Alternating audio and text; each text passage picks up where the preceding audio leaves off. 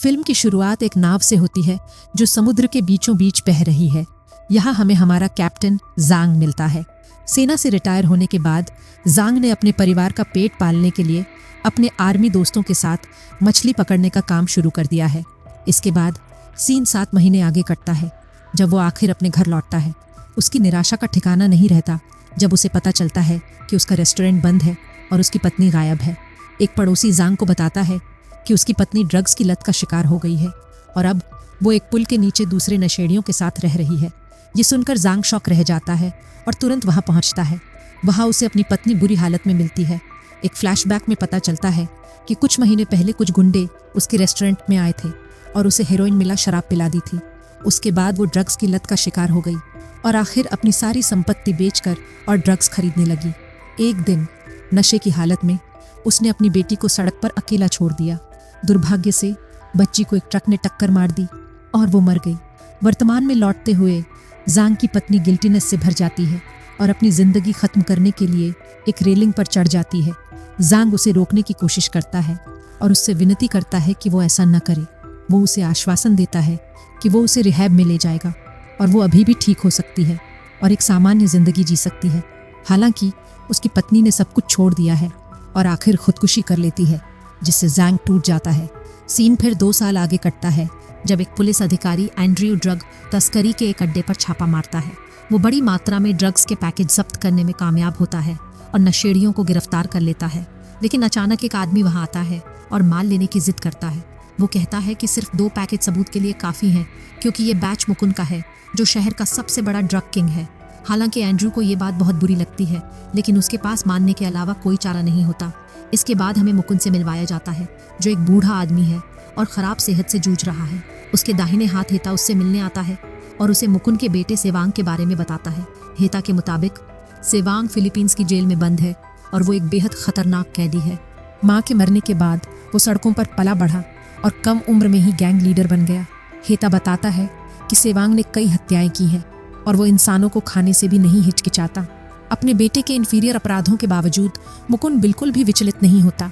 वो कहता है कि उसकी ज़िंदगी अब ज़्यादा नहीं बची है और वो अपने पिछले गलतियों का प्रायश्चित करना चाहता है। वो हेता से कहता है कि वो सेवांग को उसके पास ले आए, चाहे जो भी करना पड़े। अगले सीन में हम सेवांग को उसकी जेल की सेल में शांति से सोते हुए देखते हैं। कुछ ही पलों बाद कई गार्ड अंदर आते हैं और उस पर एक साथ हमला कर देते हैं। जब वो आखिरकार मर जाता है तो हमारा कैप्टन जांग कमरे में प्रवेश करता है। वो सेवांग की वर्दी पहनता है और अपने चेहरे पर कई कट लगाकर खुद को उसकी तरह दिखाने की कोशिश करता है। अगली सुबह जांग, जो अब सेवांग की पहचान में है, को जेल से रिहा कर दिया जाता है। वो एक जहाज़ पर शहर की ओर जाता है और रास्ते में उसकी मुलाकात एंड्रू से होती है। पता चलता है कि पुलिस अधिकारी ने जांग को सेवांग का रूप धारण करने के लिए काम पर रखा है ताकि वे मुकुंद और उसके ऑपरेशन को ख़त्म कर सकें। जांग को भी अपनी पत्नी और बेटी के लिए बदला लेना है जिनकी ज़िंदगी ड्रग्स ने बर्बाद कर दी थी। इसलिए एंड्रू उसे सेवांग की भूमिका निभाने और मुकुंद का भरोसा जीतकर उसके साम्राज्य को ध्वस्त करने का निर्देश देता है। बाद में हम मुकुंद को उसके भरोसेमंद बिजनेस पार्टनर अनपेई के साथ मीटिंग करते हुए देखते हैं, जो पुलिस कमिश्नर भी है। वे सेवांग के बारे में बात करते हैं और उसके वापस आने की उम्मीद जताते हैं। तभी एंड्रू घर में आता है और हमें पता चलता है कि वो अनपेई का भतीजा है। वो अनपेई की युवा मिस्ट्रेस नैन्सी से मिलता है, जो उसे बताती है कि बूढ़े लोग मीटिंग कर रहे हैं। एंड्रू उसके शरीर पर चोट के निशान देखता है और पूछता है कि क्या उसके चाचा ने उसे फिर से मारा है। हालांकि वो इनकार करती है और कहती है कि ये उसकी गलती थी क्योंकि उसने गलत बात कह दी थी। ये सुनकर एंड्रू को बहुत बुरा लगता है और ये साफ है कि उसे नैन्सी के लिए फीलिंग्स हैं। कुछ समय बाद जांग घर में पहुंचता है और एक पागल की तरह बर्ताव करता है जिसे किसी चीज़ का डर नहीं है। वो तुरंत हेता के एक गुंडे से झगड़ा करता है और उसे बुरी तरह पीटता है। इस हंगामे को मुकुंद रोकता है, जो अपने लंबे समय से गुमशुदा बेटे को देखकर बहुत खुश होता है। वो भावुक हो जाता है और जांग को गले लगा लेता है। हालांकि इस भावुक पल के बावजूद मुकुंद को ये सुनिश्चित करना है कि ये आदमी उसका बेटा है, इसलिए वो चुपके से जांग का खून लेता है और डीएनए टेस्ट के लिए भेजता है। शाम को मुकुंद सेवांग के वापस आने की खुशी में एक भव्य पार्टी का आयोजन करता है। उसे जाली डीएनए टेस्ट रिपोर्ट मिलती है और वो राहत महसूस करता है कि ये आदमी वाकई उसका बेटा है। इसके बाद मुकुंद मंच पर जाता है और जांग को सबके सामने अपने लंबे समय से गुमशुदा बेटे के रूप में पेश करता है। वो उसे अपना बुद्धा नेकलेस भी देता है, जो इस बात का संकेत है कि सेवांग उसके बिजनेस का उत्तराधिकारी होगा। अगले दिन जांग तुरंत काम पर लग जाता है और अपने नकली पिता के बिजनेस को संभालना शुरू कर देता है। वो सबसे पहले बाले नाम के एक ड्रग डीलर को ढूंढने का काम लेता है, जिसने कुछ हफ्ते पहले उनके बैच से चोरी की थी। जांग कुछ गुंडों को इकट्ठा करता है और जल्द ही एक अंधेरी और जर्जर इमारत में पहुंचता है जो गुंडों से भरी हुई है। वो उनके लीडर बाले के सामने आता है, लेकिन इससे पहले कि वो कुछ कर पाए, कई गुंडे उस पर हमला कर देते हैं। हालांकि पूर्व सैनिक उन्हें आसानी से हरा देता है और उन सभी को मार डालता है। वो बाले को बुरी तरह पीटता है और उसे गोली मारने ही वाला होता है, लेकिन बाले रोने लगता है और उससे विनती करता है कि वो उसे जिंदा छोड़ दे और वो उसके लिए कुछ भी करने को तैयार है। कुछ ही देर बाद जांग घर लौटता है और गर्व से बाले और चोरी का माल मुकुंद के सामने पेश करता है। बूढ़ा आदमी बहुत खुश होता है, क्योंकि न केवल उसके बेटे ने ड्रग्स वापस लाए हैं, बल्कि उसने अपने दुश्मनों को झुकने पर भी मजबूर कर दिया है। मुकुंद आखिर जांग पर भरोसा करता है और उसे ड्रग प्रोडक्शन फैक्ट्री का निरीक्षण करने के लिए भेजता है। अगले कुछ दिनों में जांग बाले के साथ मिलकर देश भर में उनकी फैक्ट्रियों का निरीक्षण करता है। वो उनके ऑपरेशन को बेहतर बनाने के लिए कई स्ट्रैटेजी लागू करता है, जिससे उनका मुनाफा काफी बढ़ जाता है। कुछ दिनों बाद जांग एंड्रू से मिलता है और उसे उनकी सभी फैक्ट्रियों और शिपिंग रूट्स की लोकेशन देता है। हालांकि पुलिस अधिकारी कहता है कि ये जानकारी काफी नहीं है। वो बताता है कि मुकुंद के पास एक प्राइवेट वॉल्ट है, जिसमें बड़ी मात्रा में ब्लैक मनी और रिश्वतखोर अधिकारियों की जानकारी है। वो ये भी कहता है कि मुकुंद की ताकत उसकी अनपेय के साथ पार्टनरशिप की वजह से है, और वो जांग से एक ऐसा नाटक करने को कहता है जो दोनों के बीच युद्ध छेड़ दे। उसी शाम जांग अनपेय के साथ डिनर करता है और उसे बताता है कि अब वो केवल 10% प्रॉफिट ही लेगा, न कि 40%। ये सुनकर बूढ़ा आदमी गुस्से से भर जाता है और कहता है कि वो मुकुंद के आदेश मानता है, न कि किसी और के। लेकिन जांग शांति से उसे एक वीडियो दिखाता है जिसमें अनपेय को किसी को मारते हुए देखा जा सकता है। वो उसे धमकी देता है कि अगर उसने उसकी बात नहीं मानी तो वो इसे सबके सामने ले आएगा। कमिश्नर इस पर उसे गिरफ्तार कर लेता है और जेल की सेल में बंद कर देता है। शाम को बाले और उसके आदमी पुलिस स्टेशन पर पहुंचते हैं और मोलोटोव कॉकटेल और फायरआर्म्स से हमला कर देते हैं। इस बीच अनपेय घर जा रहा होता है जब उसे ये खबर मिलती है और वो गुस्से से भर जाता है। वो तुरंत मुकुंद को फ़ोन करता है और उसे उसके बेटे के कारनामों के बारे में बताता है, जिससे दोनों के बीच बहस छिड़ जाती है। दुर्भाग्य से ये बहस मुकुंद को इतना तनाव दे देती है कि उसकी तबीयत बिगड़ने लगती है। अनपेय की कार पर एक बम विस्फोट होता है, जिससे वो रास्ते से एक नाले में जा गिरती है। वही एंड्रू जांग को सेल से छुड़ाता है और उसे बताता है कि योजना बदल गई है। मुकुंद की हालत बहुत नाजुक है, इसलिए जांग को तुरंत उसके पास जाकर वॉल्ट का पासवर्ड और लोकेशन हासिल करनी होगी। बाद में जांग मरते हुए मुकुंद के पास पहुंचता है, जो उससे माफ़ी मांगता है कि उसने उसे और उसकी माँ को कई साल पहले छोड़ दिया था। वो वॉल्ट का पासवर्ड और लोकेशन बताता है और जांग को कहता है कि पासवर्ड बुद्धा नेकलेस में है। ये सुनकर जांग संतुष्ट हो जाता है और आखिरकार मुकुंद को बताता है कि वो उसका बेटा नहीं है और असली सेवांग मर चुका है। ये सुनकर बूढ़ा आदमी स्तब्ध रह जाता है, लेकिन उसके मरने से पहले वो कुछ बोल नहीं पाता। इसके बाद जांग लिविंग रूम में जाता है और सबको बताता है कि बूढ़ा आदमी मर चुका है। वकील मुकुंद की वसीयत पढ़ना शुरू करता है, जिसमें कहा गया है कि अगला चेयरमैन सेवांग होगा और वो अपने पिता की सारी संपत्ति का वारिस होगा। लेकिन ये बात हेता को पसंद नहीं आती और वो गुस्से में वकील को गोली मार देता है, अपना असली रंग दिखाता है और घोषणा करता है कि अगला चेयरमैन वो होगा, क्योंकि वो मुकुंद के साथ कई सालों से है। हेता उन सभी को गोली मारना शुरू कर देता है जो उसके साथ नहीं है, जिससे घर में भारी अराजकता फैल जाती है। जांग, एंड्रू और बाले मिलकर हेता के खिलाफ लड़ते हैं। हालांकि दुश्मनों की संख्या बहुत ज्यादा होने की वजह से तीनों पीछे हटने का फैसला करते हैं और घर पर बम फेंक देते हैं।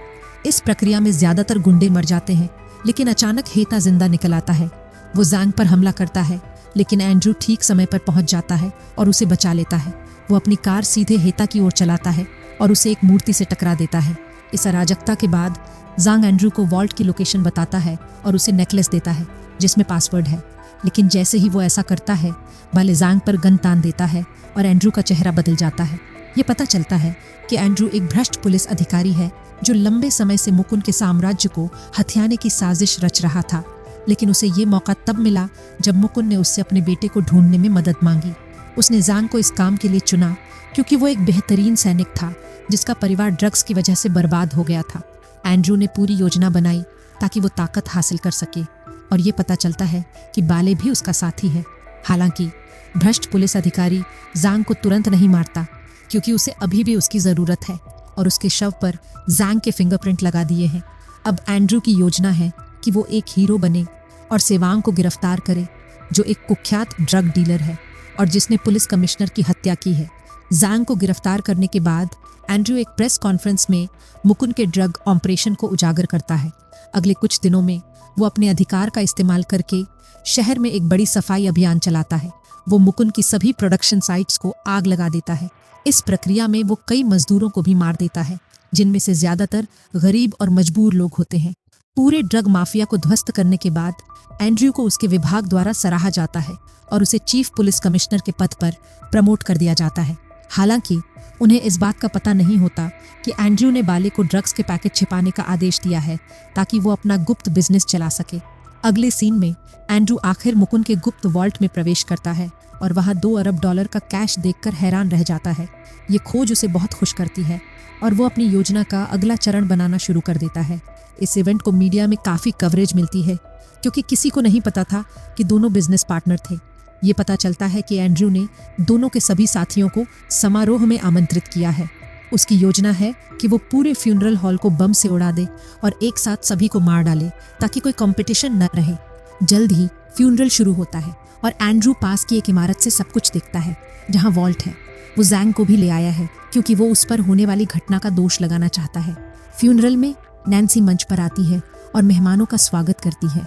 वो अपने पीछे एक पर्दा हटाती है जिसके पीछे बड़ी मात्रा में ड्रग्स और उन पीड़ितों की तस्वीरें होती हैं जिनकी जिंदगी ड्रग्स ने बर्बाद कर दी थी।